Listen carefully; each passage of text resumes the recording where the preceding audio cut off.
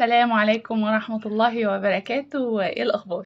بصراحة الفيديو ده مش لكل الناس. لو انت من الناس اللي ما بتشربش القهوة او مش بتفهم سر ادماننا ليها او شايف انها مثلا مجرد مشروب عادي، فانا بقولك من دلوقتي اهو الفيديو ده مش ليك، ما تتفرجش عليه الا لو عندك فضول تعرف احنا ليه بنحبها قوي كده.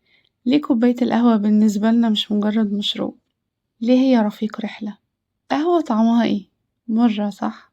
مفيش حد بيحب المر، عشان من غير المر ده مش هتبقى قهوة اصلا. زي بالظبط الحياة، الأيام اللي بتحسها تقيلة، الخسارة، التعب، الألم، كل ده هو المر اللي بيعمل طعمك.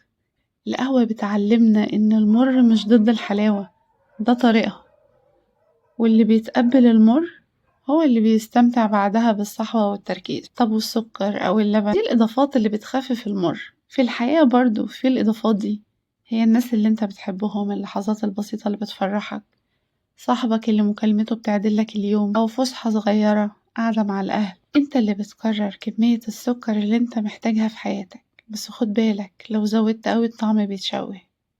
نفس الشيء في الحياة، لو كل حاجة سهلة ومفيش أي مرارة مش هتعرف أبدا قيمة التعب ولا طعم الوصول. العشر دقايق اللي بتشرب فيهم القهوة دول مش وقت ضايع، ده وقتك انت مع نفسك، وقتك اللي بتهدى فيه، بتفصل عن الدوشة وبتسمع صوتك اللي لازم انك تسمعه. لازم تعرف حدودك، لازم تعرف تقول امتى كفاية، لازم تقول انا هرتاح، لازم تقول النهاردة انا مش قادر. زي ما قلتلك في الاول، القهوة مش مجرد مشروب، يمكن انا بعمل عليها اسقاط، بس الموضوع مش عن القهوة. مرارتها دي اللي هي الصعاب اللي بتقويه، السكر ده اللحظات الحلوة والناس اللي بيسندوه. اي نعم بتتشرب سادة في اوقات كتير، بس ساعات بنحبها بسكر. الكوباية دي يعتبر الحدود اللي بتحمي القهوة من إن هي تدلق. القهوة بتخلص بسرعة، والحياة كمان بتلاقيها بتجري معاك وبتخلص بسرعة. اشرب قهوتك كده بمزاج وعيش حياتك بوعي. وشكرا.